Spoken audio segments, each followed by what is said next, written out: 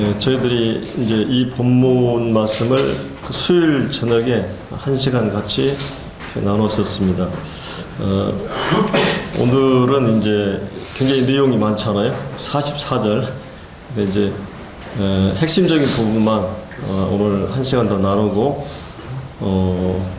그 다음에 이제 사도행전 28장으로 넘어갈 생각입니다. 이 사도행전 27장은 이제 사도 바울이 우리가 지금 알고 있는 이스라엘에서 이제 성경에서 나와 있지 않지만 그 로마 총독부가 있었던 가이사라 그 항구에서 이제 출발을 해가지고 그 다음에 이제 로마까지 가는 그 여정을 이렇게 기록을 해주고 있습니다. 대략 한 6개월 정도 그 시간이 소요되는데요. 아마 8월 정도에 출발해가지고 2월 말, 3월 초에 이렇게 도착을 하니까 이렇게 가을을 들어서 이제 겨울철을 지나서 이렇게 멜리데 섬에서 한 3개월 정도 있었죠. 그래서 그런 긴 여행을 이제 하는 걸 볼 수 있습니다. 우리가 이제 수요일 날 잠깐 살펴봤습니다만은 그 27장 1절에서 이제 우리가 배를 타고 이달리아, 지금의 이탈리아죠. 그때 당시는 로마인데 이달리아로 가기로 작정됨에 바울과 다른 제수 몇 사람을 아구스도대 백부장 율리오란 사람에 맡기니 이 아시아 해변 각처로 가려 하는 아드리아 무대 배에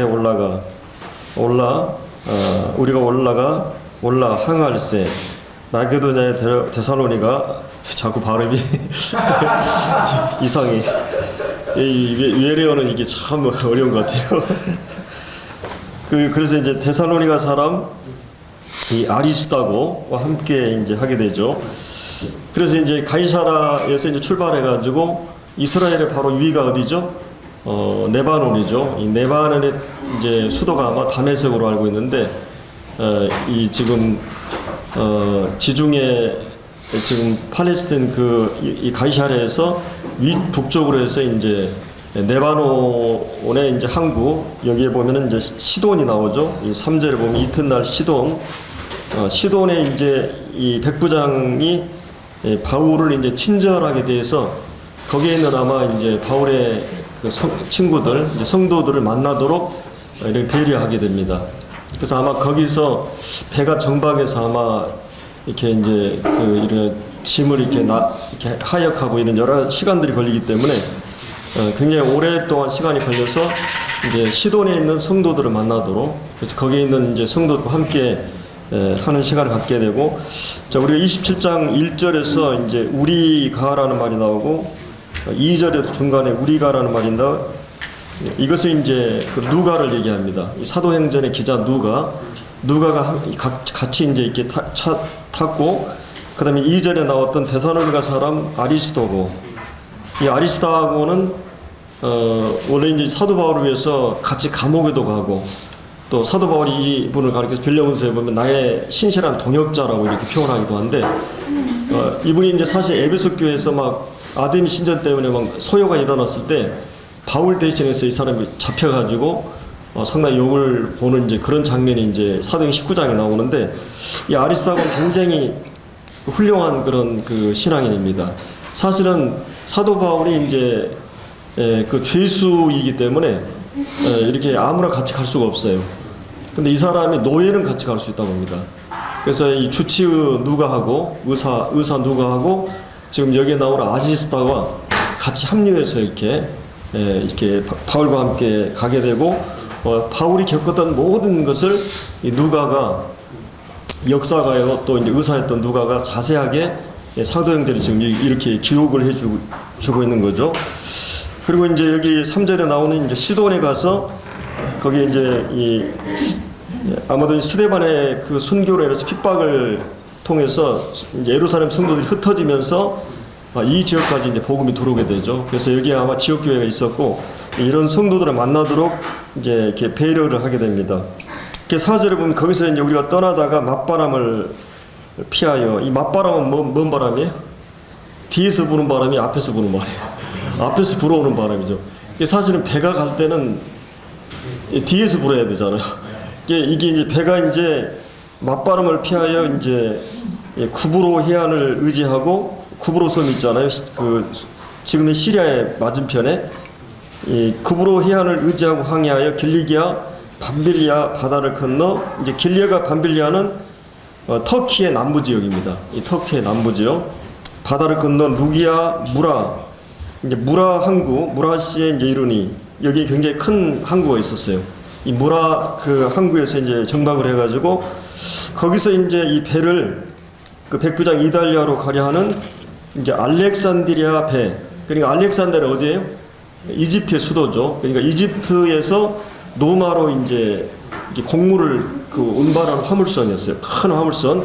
그 배로 이제 여객선에서 그러니까 이제 이스라엘, 레바논, 시리아 그리고 이제 이 터키 이쪽으로 해가지고 쭉 이렇게 이제 아마 이제 화물 여객선이 있었던 것 같아요. 저는 이제 섬에 살아가지고 이게 잘 알아요. 여객선 개념을. 예, 이게 타고 내리고 막 이렇게 중간중간 다 거치거든요. 근데 이제 여기서 이제 배를 갈아탑니다. 알렉산드리아 큰 배로 이제 갈아타는데 이 배는 이제 여기 38절에 보면은 이제 밀을 이제 이렇게 바다에 막 버리잖아요. 그래서 아마 이제 그 이집트는 이 곡창지대입니다. 이 곡물에. 그래서 이제 노마에서 이제 이쪽으로 이제 곡물을 이송하는 그런 배를 타게 됩니다. 실제로 보면 배가 이제 더디 가게 되죠. 또 이 간신히 니도 맞은편 이르니 이 간신이란 말이 고통스럽다는 말입니다. 그래서 배가 이제 그 지금 원래 남풍에 의해서 순풍에 돛단도 쭉 이렇게 미끄러 가야 되는데 굉장히 이제 맞바람에 의해서 힘들게 가고 있는데 거기 이제 살모네라는 지역이 나오죠. 니도에서 살모네 거리가 한 200km. 바다에서 200km는 굉장히 멀죠. 그러니까 터키 남부에서 지금 살모네는 지금의 이제 그 크레타 섬 여러분이 이제 그 제가 한번 인터넷 쳐보니까 이 크레타 섬이 그 지중해 지금 이제 유럽 아프리카가 있고 또 유럽이 있고 아시아가 있잖아요. 그 지중해 그 이제 바다예요. 이 지중해 바다는 한 길이가 한 4,000km, 또 이게 넓이가 한 1,600km, 수심이 한 1.5km, 깊은 데는 4.5km. 이 지중해 이 지구 중심의 바다가 있죠. 그 3개 이제 이런 대륙의 한복판에 이 바다가 형성되어 있어요. 근데 그 중앙에 이제 이 크레타 섬이 있거든요. 크레타 섬. 이게 원래는 지금의 그리스 영역인데 여기서 이 본토 그리스까지가 한 100km 정도 돼요. 100km. 근데 이제 크레타 섬을 제가 쭉 쳐보니까 제주도가 길이가 한 71km, 넓이가 40km 정도 돼요. 이 제주도 섬이. 근데 이 크레타 섬은 굉장히 길어요. 250km. 예, 이 섬이 250. 여러분들이 이제 디도서를 보면 그 사도 바울이 그레데 섬에다 목회자 디도를 떨궈 놓잖아요. 그 이제 그레데 섬이에요. 그 이제 넓이가 한 10km에서 넓게는 막 그 이렇게 이제 50km 정도. 이 그 크레타 섬의 이제 살모네가 가장 지금 동쪽 끝 그 항구고, 그다음 베닉스가 또 서쪽 항구고, 중간에 이제 미양이라는 게 있어요. 미양, 아름다운 항구라고. 근데 여기 이제 살모네에 이제 도착한 거죠. 이 이제 그레다 섬에 8절에 미양이라는 곳에 이제 그 이제 7절 하반절에는 살모네. 그래서 이제 이 그 섬을 따라서 지금 이제 배를 운행하려고 한 거죠. 이게 이제 위험이 있기 때문에. 그래서 이제 이 8절에 그 미양이라는 곳에 이제 머물렀는데 그 9절에 이제 사도 바울이 이제 금식절기, 이게 이제 이스라엘로 얘기하면 지금의 이제 우리나라로 얘기하면 9월, 10월이에요. 이 금식절기, 속죄일이 있죠. 그리고 이 속죄일이 끝나는 때부터 겨울철은 일반적으로 이 지역은 거의 큰 배가 항해를 하지 않아요. 이렇게 겨울철에는 이런 이 동남풍이나 이제 이런 굉장히 강력한 이 태풍이 많이 있기 때문에 그리고 사도 바울은 이제 이 성사학자들이 사도 바울이 운행한 그 배의 그 길이가 5,600km를 이 1차, 2차, 3차 전도여행 때 이렇게 배를 많이 타고 이렇게 운행을 했었기 때문에 바다에 대해서 굉장히 잘 알아요. 경험적으로. 그래서 이제 구절을 보면 그 여러 날이 걸려 금식의 절기가 이미 지났으므로 항해하기 위태하니까 바울이 이제 그들에게 권하여 말하되 여러분이여 내가 보니 이번 항해가 하물과 배만 아니라 우리가 생명에도 타격과 많은 손해를 끼치리라 하되 이렇게 이제 사도 바울이 제안하죠. 예, 이게 근데 이제 백부장이 사도 바울의 말보다 제수 사도 바울의 말보다는 선장과 선주 이 배 주인이 선주고 이 항해 이 선장이 바로 이제 선장이잖아요. 선장과 선주의 말을 바울의 말보다 더 믿더라. 그래서 이제 그 항구가 겨울을 지내기가 불편하므로 미항은 아주 작은 그런 항구였어요. 뭐 여러분이 팽목 그 세월호 참사했었던 팽목항처럼 작은 그런 항구. 근데 이제 여기 지금 그 12절에 나오는 베닉스라고 하는 그 서쪽 그 항구, 이 항구는 마치 목포나 이 인천항처럼 큰 항구였어요. 그래서 이제 여러 가지로 문화적인 시설이나 또 이렇게 유흥업소나 이런 것들이 전혀 없는 굉장히 이제 불편하고 그들이 즐기기는 이제 좋지 않은 그런 지역이었기 때문에 그들이 이제 12절에 보면 항구가 겨울을 지내기 불편함으로 거기서 떠나 아무쪼록 베닉스로 가서 겨울을 지내자 하는 자가 더 많으니 이게 거기 이제 결정은 이제 민주적으로 한 거죠. 사람 숫자들이 276명 지금 이 배에 타고 있는데 그래서 이제 베닉스의 그레데 항구로 한쪽을 서남을 한쪽은 서북을 향하였더라. 자, 남풍이 순하게 불매. 남풍은 이제 아주 순한 그 바람이죠. 그래서 천풍에 배 딸듯 아주 순항을 하게 됩니다. 근데 이제 13절에 보면 그들이 뜻을 이룬 줄 알고 그들이 이제 뜻대로 잘 되는 줄 알고 다실가마 그레데 해변을 끼고 이제 항해하더니 이제 얼마 안 가서 섬 가운데 유라굴라 광풍이 크게 일어나니라. 이 유라굴라라는 말은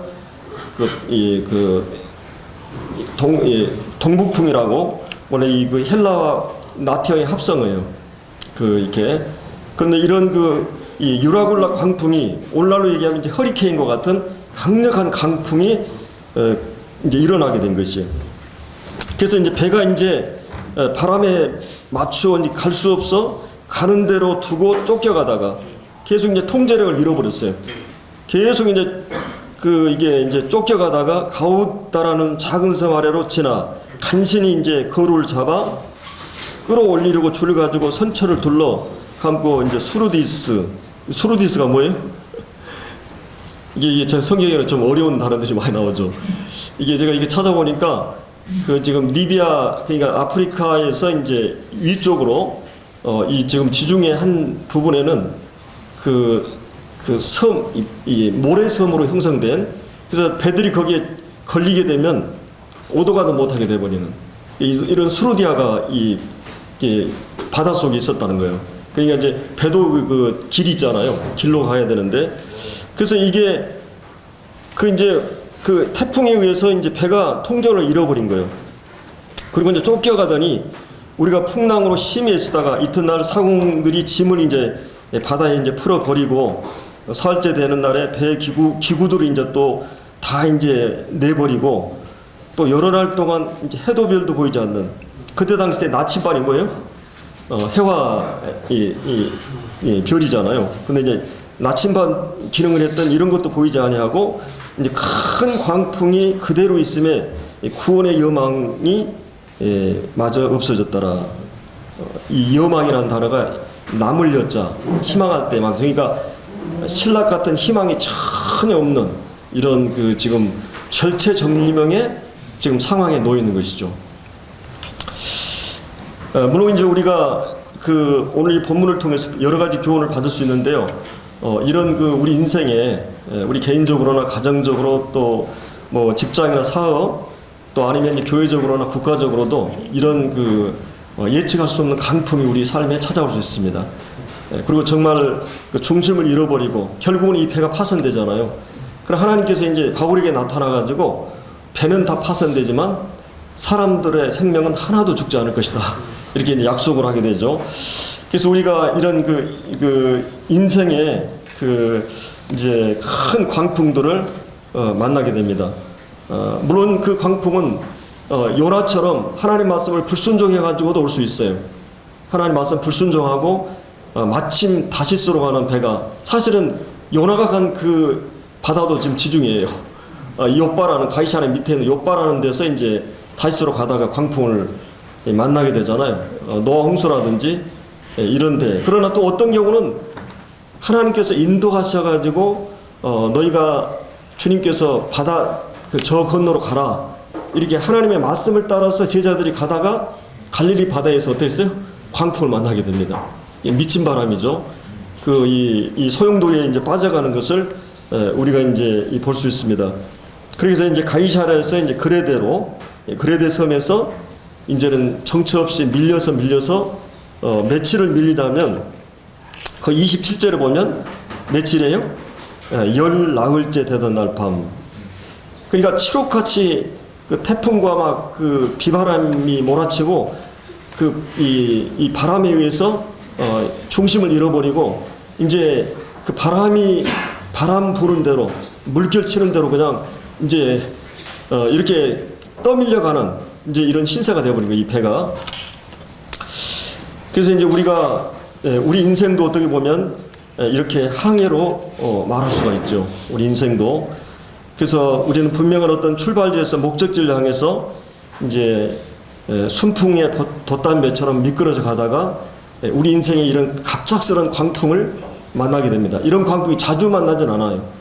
일주일에 보면 여러분들이 텔레비 보고 음식 먹고 편안하게 살다가 어느 날 갑자기 우리 가정에 이런 소용돌이가 일어날 수가 있습니다. 그래서 이제 저마다 이제 이런 그 꿈과 야망, 소원을 가지고 소원의 항구를 향해서 이렇게 순풍에 돛단 듯 이제 이 망망대해를 떠나는 배와 같이 우리가 이제 출발하게 되는데 갑작스러운 이런 광풍 앞에 이제 우리가 올 때 이게 경제적인 문제 될 수도 있고 부부간의 갈등이 될 수도 있고 때로는 이 돈이나 사업이 깨질 수도 있고 이 난파선 배가 깨진 게 아니라 내 돈이 깨지고 인간관계가 깨지고 내게 일어나는 모든 여러 가지 경제적인 문제 또 질병의 문제 사고의 문제 이런 걸로 인해서 내 가정에 갑자기는 돌풍이 찾아올 수가 있습니다. 그래서 우리가 정말 이제 이 막다른 골목에서 아무 희망도 없고 우리 삶에 막막한 이제 이런 그 절체절명의 상황에서 여기 20절에 있는 대로 이 구원의 여망마저 없어졌더라. 그리고 정말 우리 인생이 절대절명의 위기 앞에 섰을 때 인간의 한계의 선에 섰을 때 인간이 어떻게 할 수 없는 희망이 완전히 절망적인 상황이 될 때 그리고 우리가 죽음이라고 하는 그 위기 앞에 설 때 사람은 이제 진정한 가치가 무엇인가 이것을 깨닫게 돼요. 사람들은 그들이 다 꿈을 안고 이 배를 탔을 거예요. 노마라고 하는 그 국제도시 이 세계 심장이었던 이 노마를 향해서 가면서 어떤 사람은 이 율리오처럼 권력을 가지고 이 모든 사람을 통치하는 권력과 힘을 가지고 통솔하는 사람도 있었을 거고 또 이게 사업을 하는 선주처럼 화물, 곡물을 가지고 경제적인 이런 돈을 움직이는 그런 사람도 이 배 안에 타고 있었어요. 또 이제 선장처럼 많은 기술과 경험, 이런 전문적인 이런 사람들도 또 이 배에 타고 있었어요. 그러니까 이 광풍 앞에서는 그들이 가져온 모든 그들이 의지하고 평소에 그걸 전부로 알고 그런 모든 것들이 예를 들어서 하나님 믿는 자들도 있었을 거고 믿지 않은 무신론자들도 있을 거고 진화론자도 있었을 거고 이신론자도 있을 거고 이 창조 하나님을 믿는 사람들도 일부 있었지만은 이런 모든 사람들의 사상과 이론이 그 죽음 앞에서 아무것도 아닌 휴지곡이 되어버린 거예요. 그 죽음 앞에서는 그런 문제가 아무것도 아니에요. 어떤 사람이 이제 그 친구가 아주 친한 그런 친구가 하나 있었어요. 아주 막역한 친구가 하나 있었고 그 친구는 무슨 얘기든지 다 들어줄 수 있는 이런 사랑하는 친구가 있었고 그 다음에 이제 그 다음 두 번째 친구는 조금은 그러지만 굉장히 좋은 친구가 있었어요. 그리고 이제 한 친구는 좀 그렇게 이제 친한 친구가 아닌데 이제 왕이 이제 부른 거예요. 그래서 이제 처음 친구한테 가서 야 우리 이거 왕이 저를 보자고 그러는데 네가 같이 갈 수 없느냐. 그러니까 이 가장 친한 친구가 단칼에 그냥 난 갈 수 없다고. 괜히 그냥 왕 앞에 가서 내가 잘못한 거 들통나면 어떻게 될까. 그래가지고 이 친구는 그냥 두 번째 친구한테 가니까 내가 갈 수는 있겠는데 내가 궁궐 문까지만 갈게. 궁궐 문까지만. 그리고 이제 세 번째 친구가 가자고 그러니까 내가 끝까지 가겠다고. 이거를 이제 어떤 분이 그 얘기했는데 처음 친구는 돈이고 물질이에요. 우리 얼마나 돈을 사랑하고 좋아합니까? 그러나 여러분 그 죽음을 건너 하나님 앞에 갈 때는 아무런 의미가 없어요. 물질은 우리를 따라가지 않습니다. 두 번째 친구는 이 인간관계에 가까운 친척이나 이 모든 친구들, 그 친구들도 우리의 죽음 앞에서 그 이상 갈 수 없어요. 그럼 마지막 죽음을 건너서 끝까지 하나님 앞에 갈 수 있는 거는, 물론 이제 천주교에서는 이 비유를 선행이나 구제 이게 자선으로 얘기하지만, 우리는 뭐예요? 바울이 절대절명의 위기 앞에서 뭐가 남아요? 하나님에 대한 믿음. 믿음만이 우리를 하나님 나라에 갈 수 이르도록 하는 것입니다. 그래서 결국 우리가 지금 여기에 많은 사람들이 지금 보석이나 금이나 이 타이타닉이 딱 이게 신도 이 배를 건들 수 없다 이 교만한 말을 하고 떠나다가 그냥 그 빙산에 그냥 부딪혀가지고 쪼개져 버리잖아요. 이 타이타닉 영화 보면. 근데 그때 당시에 어떤 분이 이 복도로 지나가는데 사람들이 그토록 좋아했던 보석이나 다이아몬드, 김거리 이런 것들 다 던져버리고 당장 먹을 것 찾고 구명대 찾고, 그때는 무엇이 중요한가가 딱 드러나는 것이. 여러분이 지금 헤엄도 못 치고 죽어가는데 금덩이 던져 받을 수 있겠어요? 그때는 나무 토막 한 토막 이게 그 가치를 그때 알게 되는 것이. 무엇이 가치 있는가? 돈도 가치 있는 게 아니었고, 그들의 지식이라든지 그들이 가지고 있는 모든 짐, 기구, 그들이 가지고 있는 모든 걸 다 던져버리는 것이. 여러분이 이제 이 집에 불이 나면 여기 가장 가치 있는 그런 몇 억짜리 보석이나 아니면 그림 꺼내러 들어가지 않잖아요. 내 자식이 있다면 자식 구하러 들어가게 됩니다. 이 생명이 가장 가치 있는 것이. 이 죽음의 절대적 앞에서 그들은 모든 짐을 다 버려버립니다. 생명이 더 중요하니까. 사실은 우리가 죽음 앞에 설 때 사람은 가장 가치 있는 것이 뭐는가 알게 돼요. 그 전까지는 몰랐어요. 그 전까지는 그것이 전부로 생각하고 거기에 목숨을 걸고 거기에 인생을 걸고 거기에 죽기 살기로 거기에 됐어요. 근데 죽음 앞에 섰을 때 사람들은 무엇이 가장 중요한가를 깨닫게 된 거예요. 그리고 사도 바울은 제수처럼, 그가 감옥에 있을 때도 그랬지만 지금 여기에 지금 배에 탔을 때 원래 이 제수들이 같이 탔었잖아요. 근데 이 제수들은 그 원형 경기장에서 사자들 밥이 되기 위해서 가는 사람들이에요. 예. 사도 바울도 거기에 끼어가지고 이제 그 가이사 황제에게 호소했기 때문에 가이사 황제 앞에서, 그리고 그 로마의 법정에서 그런 복음을 증거하기 위해서 지금 가고 있는 것이에요. 자, 그런데 이제 사도 바울은 그 가이사랴 빌립보 감옥에서도 그랬고, 감옥 안이나 밖이나 그가 초라한 죄수로서 이 몰골이 초췌하고 그냥 노인이고 참 볼품없는 그런 죄수였던 바울이 그 화려한 그런 권력자들, 고관들 앞에서 그가 이 복음을 전했을 때 완전히 압도를 하잖아요. 근데 여기서도 지금 배 타고 처음에 출발했을 때는 사도 바울 말도 안 들었어요. 지금 이 백부장이.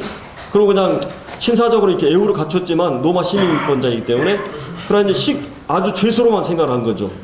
그러나 이 위기가 딱 직면하니까 그 사람이 누구인가가 드러나고 있는 것이.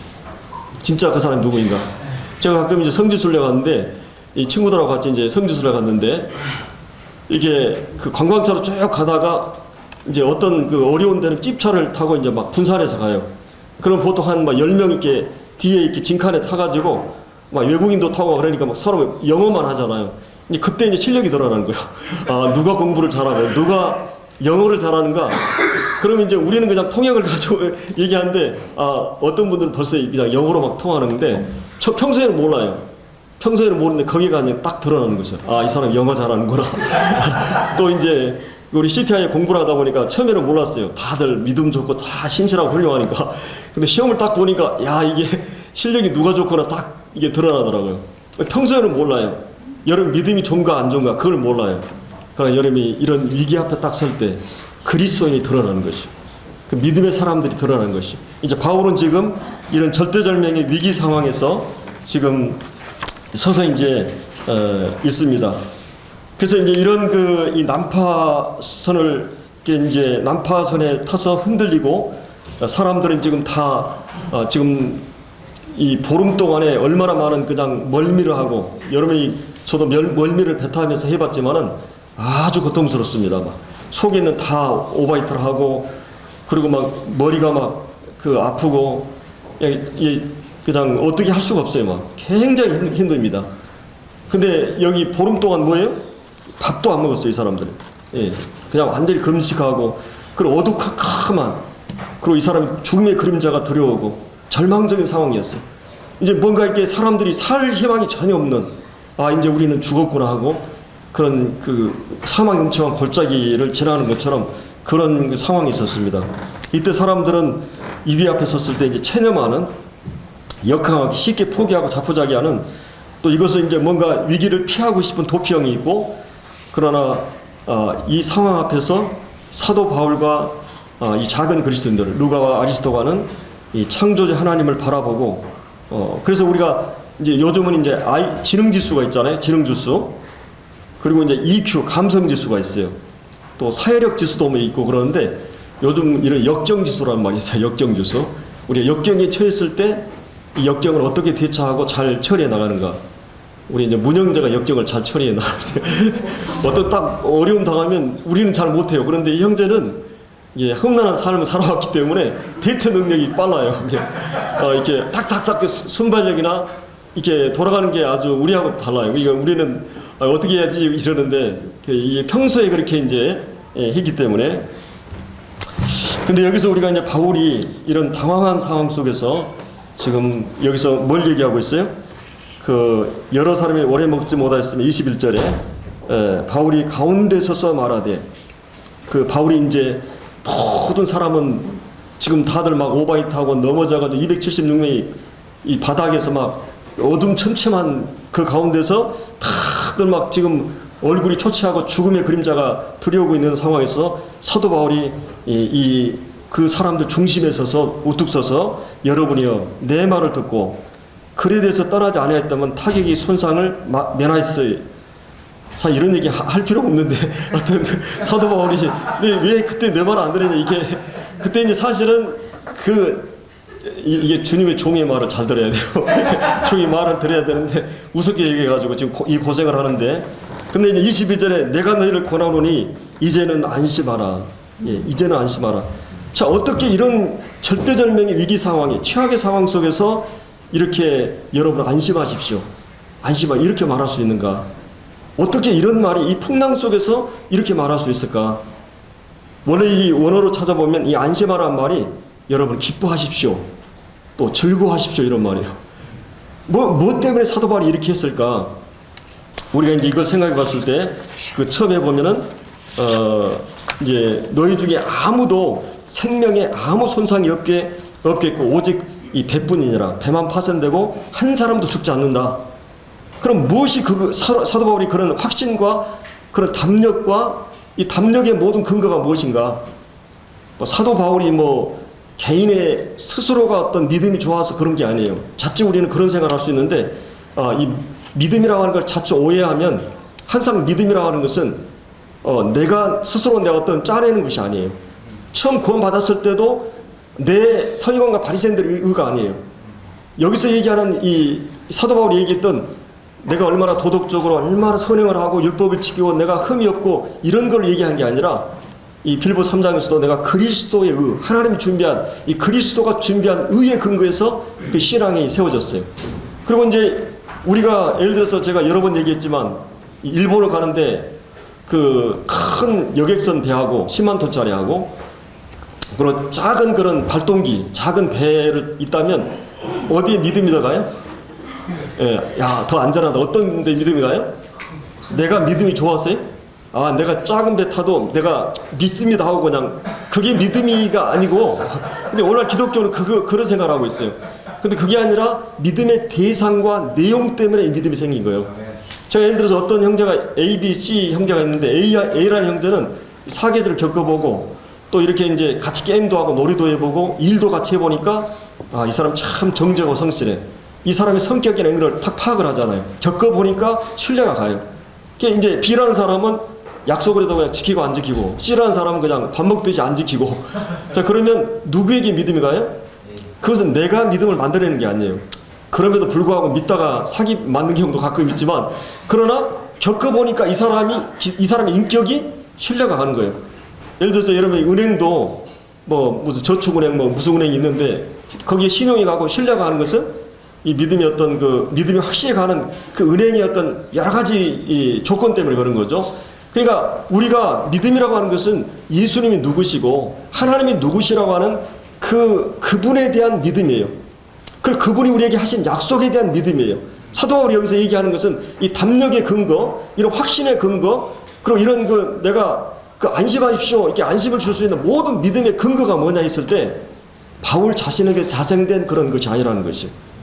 그거 이제 보세요. 23절에 내가 속한 바 내가 섬기는 하나님이 하나님의 사자가 다른 말로 이제 하나님이 어젯밤에 내 곁에 서서 말하되 바울아 두려워하지 말라.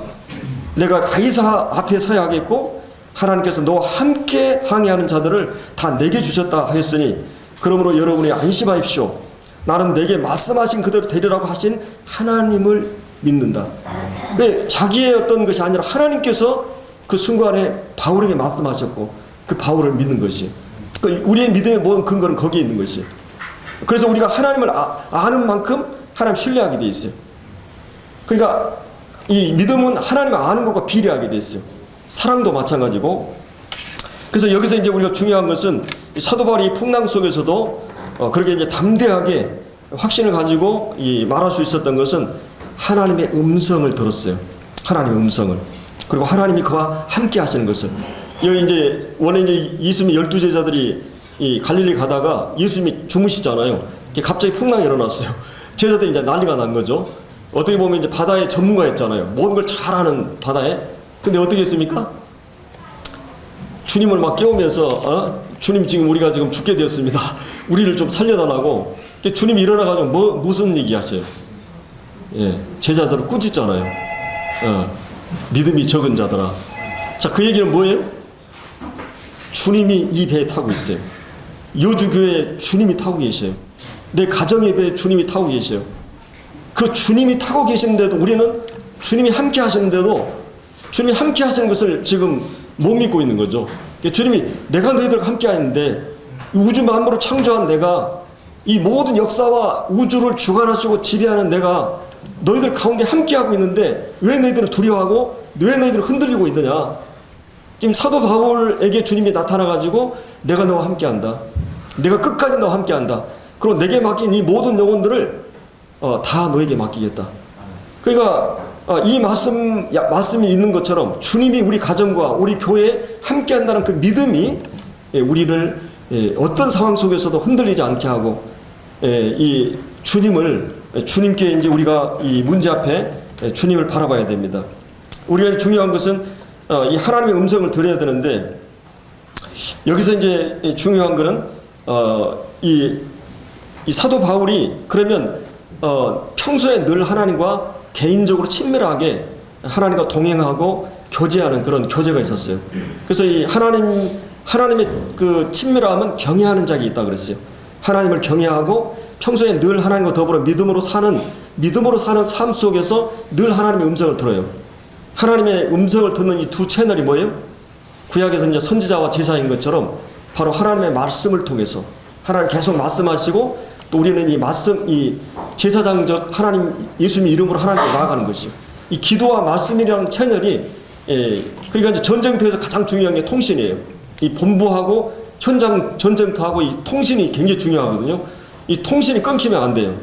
가끔 우리가 이제 우리 아이들이 이제 밖에 나가서 막 놀다가 이제 9시가 되고 10시가 되면 우리 자매가 막 불안해요.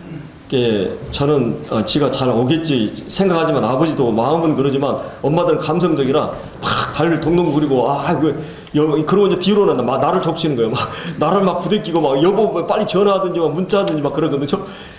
딸 가진 사람이 그러게 이제 좀 불안해요. 근데 이게 아이들이 이제 통신을 해야 되는데 얘들 꺼버려요 통신을. 자꾸 이제 전화 오니까 그러면 얼마나 답답한지. 그러니까 하나님께서도 우리가 이 기도가 막히고 이 말씀이 막히면 얼마나 답답하겠어요. 그러니까 우리가 항상 말씀이 늘 우리에게 오도록 이 말씀이 막힌다는 말이에요. 마태복음 13장에 보면 이 가시형커기 이 말씀이 막힌다. 그럼 언제 말씀이 막히겠어요? 이게 이제 여러분의 바가지를 엎어놓으면 담을 수가 없어요. 깨진 바가지는 새 가지고 담을 수가 없어요. 지저분하고 더러우면 불결하면 하나님 말씀을 담을 수가 없어요. 다른 거로 가득 차고 가득 차 있으면, 세상 것으로 가득 차 있으면 담을 수가 없어요. 그래서 우리 마음이 하나님 앞에서 이렇게 하나님 말씀을 받을 태도를 가져야 돼요. 그래야만 늘 말씀이 우리에게 오는 거예요. 아침에 경건의 시간 할 때도 말씀이 오고, 그리고 이제 주일날 말씀 들을 때도 말씀이 맛있고 막 들리고 막 이러면 여러분 말씀이 통로가 지금 뚫려 있는 거예요. 그게 계속 통화가 돼야 되잖아요. 주님과의 교신이. 그렇기 때문에 하나님 말씀과 또 기도를 통해서 계속 우리가 하나님 앞에, 사도 바울은 평소에 이것이 계속 하나님과 관계가 형성이 되어 있고 교제가 이루어졌기 때문에 즉각적으로 그 위기 상황에서 하나님께 교신이 온 거예요. 하나님 음성이 들려온 거예요. 그래서 하나님을 경외하는 자의 이 친밀함이 거기에 드러나는데, 이제 아무 전망도 보이지 않고 암담하고 일말의 희망이 없는 한치 앞을 내다볼 수 있는 이 막다른 상황에서 그가 매일 하나님과 동행하고 교제했기 때문에 하나님의 음성을 들을 수가 있었어요. 그 귀가 열려 있었어요. 그러니까 마태복음 13장에 보면 그 귀가 들을 끼는 자, 볼 수 있는 눈이 있는 자가 뭐라 그랬어요? 복이 있다 그랬어요. 우리 정의의 말씀이 마태복음 16장에 가이사랴 빌립보 그 베드로가 신앙 고백을 했잖아요. 주는 그리스도 살아계신 하나님의 아들이라고 그랬을 때 주님 뭐라 그랬어요? 바요나시노아 내가 복이 있도다. 이 믿음의 눈이 뜨고 귀가 열리고 죄사함이 확신을 갖고 구원받은 그거, 신앙 고백할 수 있는 거, 이게 우리 인생의 가장 큰 복이에요. 최고의 복이에요. 팔복도 나오고 신령한 복, 이 에베소 1장에도 나오고 수없이 많은 성경의 복이 나와요. 근데 그 복 가운데 또 하나의 복이 뭐예요? 마태복음 13장에 보면 들을 귀 있는 자가 복이 있다 그랬어요. 말씀이 들려오는 사람이, 눈으로 영적인 눈을 떠서 이 말씀이 보이는 사람이, 하나님께 교신하는 사람이 최고의 복이에요.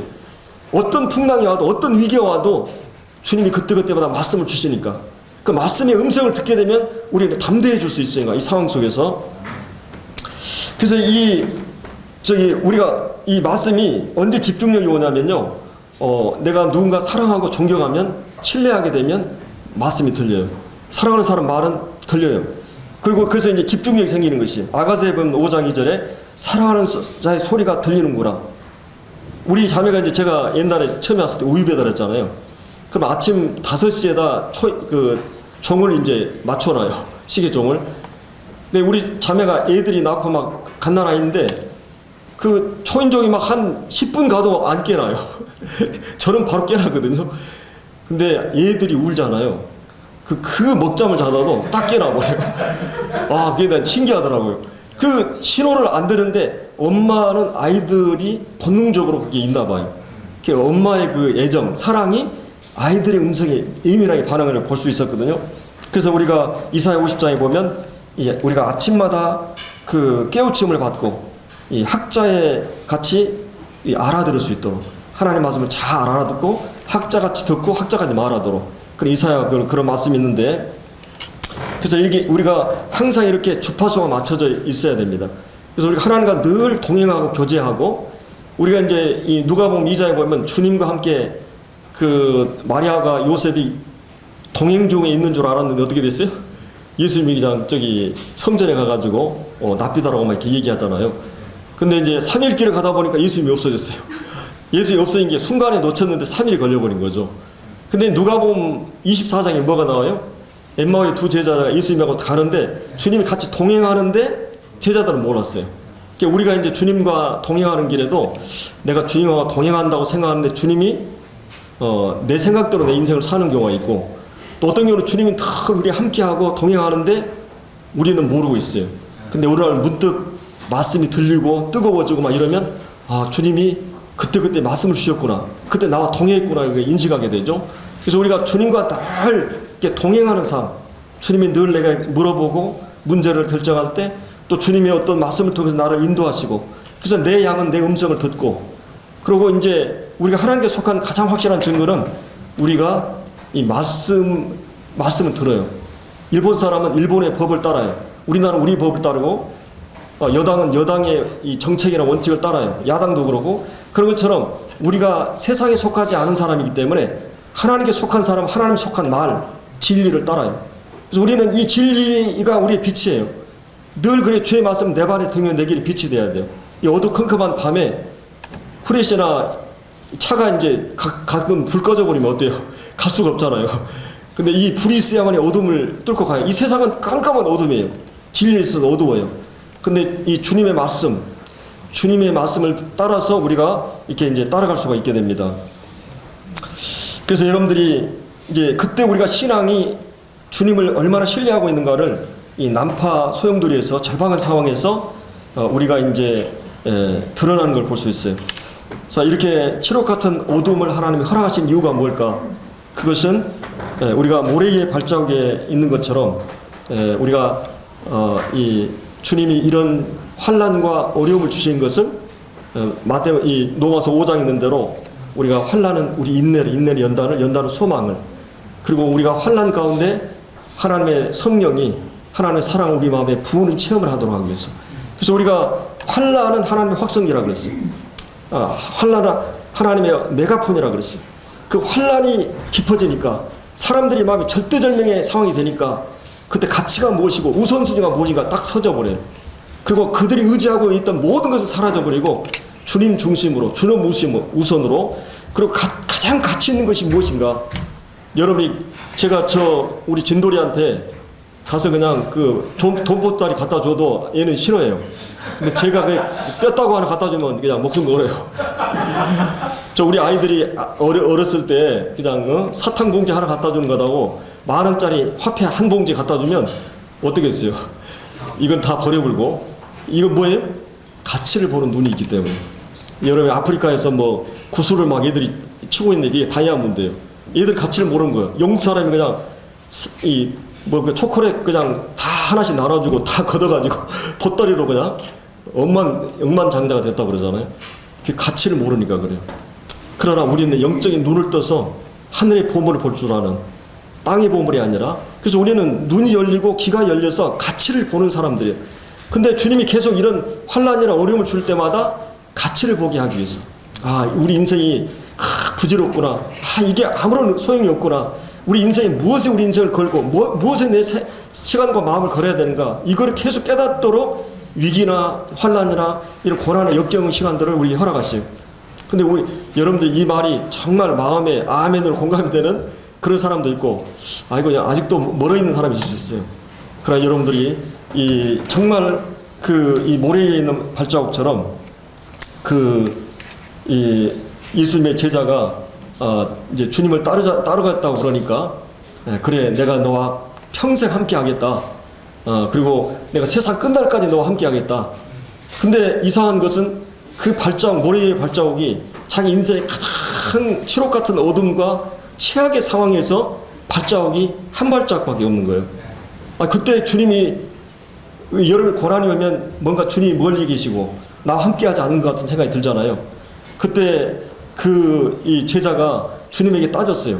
아니, 주님이 나하고 같이 갈 때는 가장 모든 것 가운데 함께 한다고 그랬는데 왜 가장 힘들고 어려울 때 나 혼자 가게 했냐고. 근데 주님이 뭐라 그랬어요? 그 발자국은 네 발자국이 아니라 내 발자국이다 그랬어요. 그리고 뭐라 그랬어요? 그때 내가 너를 등에 업고 걸었노라. 여러분이 가장 힘들고 어려울 때 주님이 가장 가까이서 우리를 함께 하시고 말씀하시고 힘을 주시고, 그래서 내가 이런 어려운 이 상황에서 모든 힘의 근거는 뭐냐면 주 안에서 그 힘의 능력으로 강건해지고 내게 능력 주신 자에서 내가 할 수 있어요. 주님은 분명히 사도 바울을 포함해서 모든 사람에게 내가 예수 믿기 때문에 어려움이 없다, 형통하다, 아무런 어려움이 없다, 절대 그걸 얘기하지 않았어요. 바울은 이 고난을 다 받아요. 그리스도인이기 때문에 특별히 제외되지 않아요.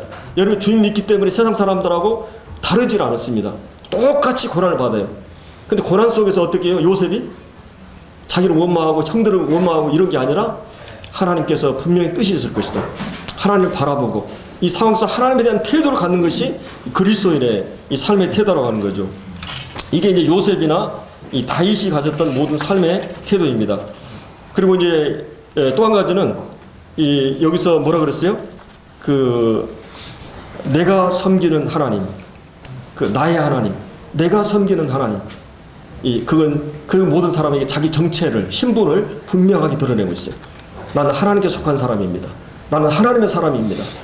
그리고 거기에 대부분 사람들은 세상에 속한 사람들이에요. 그래서 세상에 속한 사람들은 이제 그 신분이 달라요. 예, 그는 마귀의 자식, 우리 하나님의 자식이잖아요. 그다음에 본성이 달라요. 새 본성을 가졌어요. 시민권이 달라요. 그리고 우리는 목적이 달라요. 가치가 달라요. 주인이 달라요. 그리고 우리의 삶의 방식이 달라요. 우리의 운명이 달라요. 그럼 지옥을 떨어지는 것이에요. 소망이 없어요. 그래서 여러분들이 그 나이가 먹으면 이제 흘러간 옛 노래가 자꾸 달가워지고, 인생은 참 어디로 왔다 어디로 가는지 막 이러잖아요. 근데 우리는 궁극적인 아버지 집이 있잖아요. 예, 운명이. 그렇기 때문에 세상에 속한 사람과 하나님께 속한 사람은 근본적으로 달라요. 그럼 우리는 이제 이 세상에 우리가 보냄 받았어요. 아버지께서 나를 보내신 것 같이 나도 너희를 세상 속에 보낸다고 말하고 있어요. 그럼 세상 속에 보내는 너희들은 하나님과 함께 너희가 누구인가를 늘 생각하고, 여기서 이제 나의 섬기는 하나님, 자기 정체성을 분명히 하고, 자기가 누구인가를 이제 분명히 하고 있는 것입니다. 그리고 그런 자기의 목적이 분명했어요. 노마에 가야 하리라. 노마에 가서 복음 전하네. 이미 하나님께 그 전에 말씀하셨고, 그 다음에 지금 특별한 상황에 주님이 다시 네가 노마에 가서 복음을 전할 것이다. 이렇게 주님이 약속을 이렇게 해주고 있는 걸 볼 수 있어요. 그리고 이 어두운 상황 속에서 이제 이 약속을 지금 여기서 해주고 있습니다. 그래서 우리가 하나님께서 분명하게 말씀하신 말씀, 그 말씀의 약속은 믿으시고 믿을만 하잖아요. 여러분 지금까지 주님 섬기면서 주님 믿을만 해야 못 믿을만 해요. 여러분 기도하다 나 기도해도 들어주지도 않고 막 이러면서 이거 하나님 내가 이제는 포기하고 막, 여러분 그런 하나님입니까? 물론 하나님이 모든 기도를 다 들어주시진 않아요. 그러나 한 가지는 하나님은 믿을 만한 분이에요. 믿으시다. 우리를 불러 그의 아들 예수 그리스도와 교제케 하신 하나님은 믿으시다. 믿을 만한 분이다. 우리가 감당할 시험을 주신 그 하나님은 믿으시다. 우리에게 여러분이 절대로 오버하는 감당할 수 없는 시험을 허락하지 않아요. 여러분의 시험이 무거울수록 내가 이제 그런 또 다른 훈련 속에 들어간다고 생각을 하면 돼요. 반드시 주님께서 감당할 시험을, 내가 이 아이들한테 무게를 하는데 거기에 맞게 항상 수준에 맞게요.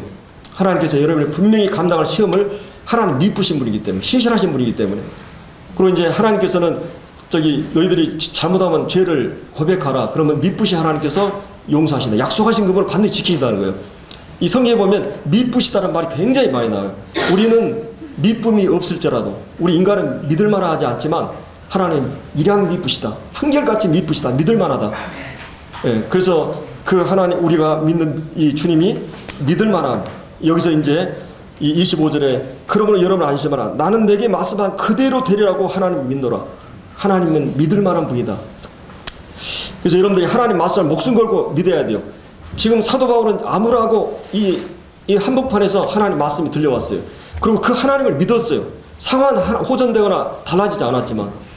제가 이제 이번에 이제 우리 평택 그 기도 집회 때 잠깐 그 예화를 얘기해서 생각나는데, 우리 12 제자들이 이제 그 높은 산을 이제 큰 높은 산을 올라가는데 전부 다 이제 돌덩이 2개를 들어가 그랬어요. 될 수 있는 큰 걸로 이제 들어가고, 그래서 들고 이제 끙끙 앓고 이제 가는데 한 4분의 1 가니까 이게 너무 무겁잖아요. 그래서 이 가려놓다가 아이고 이게 2개만 가져가는 게 의미가 있지, 이게 좀 바꿔야 되겠다. 바꾸고 또 1km 한 4km 가는 동안에 계속 바꿨어요.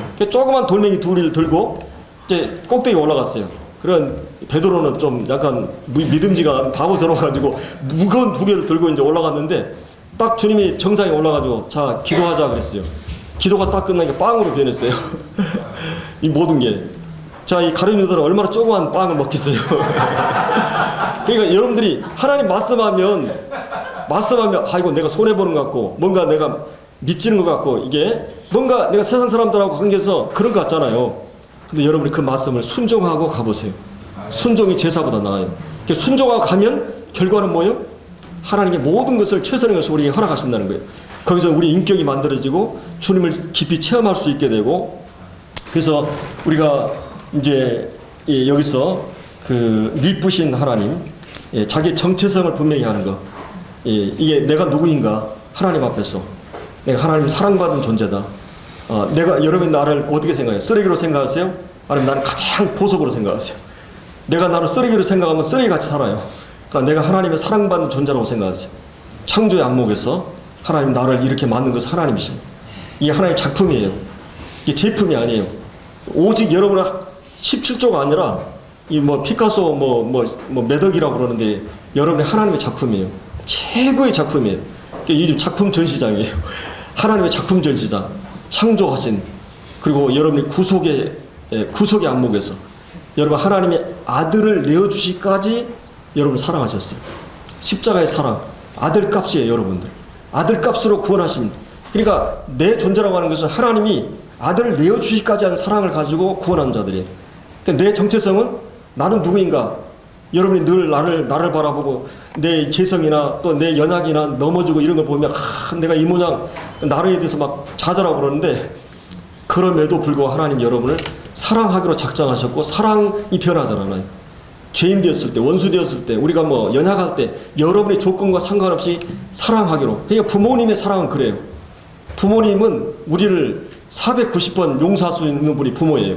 부모는 걔 거짓말을 잘해요. 내가 이번만 용서해 준다 해놓고 평생 그 말만 하다가 끝나요. 평생 용서하는 거예요. 그러니까 부모님의 사랑이 우리 안에 들어오면, 신앙적인 사랑이, 우리는 용서할 수가 있게 됩니다.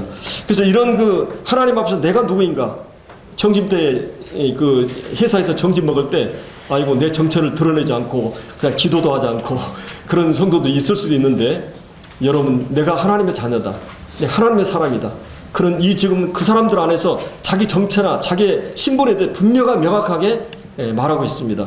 나는 하나님을 믿는 사람입니다. 그리고 하나님께서 내게 이런 사명을, 이제 하나님께 나에게 사명을 주셨다. 그 사명이 뭐예요? 바로 이제 하나님의 복음의 일꾼, 교회의 일꾼. 미래적으로는, 궁극적으로는 이 가이사 앞에 서서 복음을 전해야 되고, 현재적으로는 지금 여기 276명을 하나님 맡기셔가지고 그들에게 복음을 전하도록. 그래서 우리가 지금 관계하고 있는 가정과 직장과 교회, 작은 일 충성하고, 그리고 궁극적으로 큰 일을 하나님 우리에게 맡기실 것입니다. 그래서 우리의 모든 만남은 우연이 아니에요. 내게 만나는 오늘 그 사람과 관계를 성실하고 내게 맡겨진 일에 성실하고, 이것이 하나님께서 우리에게 부여하신 사명이기 때문에 여러분이 참 전도하기 힘들죠. 여러분 정말 전도하면 어떤 일이 일어나냐면, 어떤 이 자매가 전도를 하려고 그러는데 이 자기 남편을 놓고 전도하는데 절대 전도가 안 되는 거예요. 그래서 계속 전도하는데 어느 날 이제 집에 딱 남편이 와보니까, 불신 남편인데 이 아내가 교회 또 갔어요. 화가 나가지고 이제 교회 막 쫓아가가지고 딱 보니까 그 자기 아내하고 뒷모습이 비슷하니까 그냥 끌고 갔다가 막 두드려 팬 거예요. 그러니까 왔다 보니까 이 사람이 누구냐면 경찰서장 아내예요. 자기 아내가 아니고. 그럼 이 경찰서장이 당신 누구냐고. 그러면서 당신 우리 남편이 경찰서장인데 당신 그냥 넣어버린다고. 그러니까 한 가지, 당신이 예수 믿고 교회 나오면 용서하겠다고. 그날부터 이분이 교회 나와가지고 이제 하나님 믿고 이랬다는 얘기가 됐거든요. 여러분들이 주님을 의지하고 끝까지 포기하지 말고 믿음으로 이제 가게 되면 주님이 이런 역사를 일으키게 됩니다. 그래서 우리 세상에는 세 종류의 사람이 있다고 했어요. 될 수 있는 대로 사는 사람, 이익과 돈을 위해 사는 사람, 이 사명을 위해서 사는 사람. 그래서 이 키에르 케고르가 그런 말이 있어요. 온 세상이 다 무너져도 우리가 그것을 위해 살고 그것을 위해 죽을 수 있는 붙들 것이 있다면 그것은 바로 사명이라고 하죠. 사명. 오프라 인프라가 그런 말을 했는데, 남보다 더 가진 것은 축복이 아니라 사명이다. 남보다 더 아픈 것은 고통이 아니라 사명이다. 남보다 더 설렘은 망상이 아니라 사명이다. 남보다 더 부담이 되면 그 강요가 아니라 사명이다. 그래서 우리 인생은, 특별히 그리스도인들은 바로 이 사명을 위해서, 이 사도 바울도 나의 달려갈 길과 주 예수께 받은 사명, 곧 하나님의 은혜의 복음 증거하는 일을 마치려 하면은 나의 생명을 조금 더 귀한 것으로 여기지 않는다. 이 사명, 이 사명의 주체가 누구예요? 이 사명을 주신 분이 누구예요? 이 나의 달릴 길과 주 예수께서 여러분에게 주신 사명이에요. 사명의 내용이 뭐예요? 이 하나님의 복음이에요. 영광스러운 복음, 하늘과 땅을 잇고 우리가 영원한 지옥의 천국으로 연결하는 영광스러운 복음. 사도 바울은 자기 전생애를 복음 전하기 위해서 자기 인생을 불태웠어요. 그리고 이 사명의 가치는 뭐예요? 자기 생명을 아끼지 않을 만큼 가치는 거죠. 그래서 이 사명을 위해서 우리가, 이 복음의 일꾼, 여러분이 교회의 일꾼이에요. 이 두 가지를 서로 분리할 수 없어요. 교회에 어떤 일이 있으면 같이 협력하고, 복음 전하는 일이 있어서 여러분의 생애를 이것을 어떤 형태로든 여러분은 이제 선교사로 세상에 파송된 거예요. 선교사로. 그래서 이런 이 사명을 감당하는 그 사도 바울은 내가 로마에 가게 됐다는 이 궁극적인 사명 그런 궁극적인 하나님의 계획과 목적 이게 분명히 있고 하나님의 약속에 대한 분명한 그리고 자기 정체에 대해서 분명히 있고 그런 항상 평소 하나님의 음성 듣는 일에 귀를 기울였기 때문에 이 위기 상황 속의 풍랑의 한복판에서 그런 그 하나님의 음성을 듣고 확신을 갖고 담대하라. 여러분 절망하지 마세요. 여러분이 즐거워하시고 희망을 가지세요. 이렇게 말할 수 있었던 것은 하나님의 음성을 확신했기 때문이에요. 그래서 우리도 여러분에게 찾아오는 여러 가지 형태의 고난과 역경, 이 광풍에 대해서 여러분들이 이 사도 바울이 받았던 교훈들을 이렇게 받으시기 바랍니다. 기도하고 마치겠습니다. 아버지 하나님, 참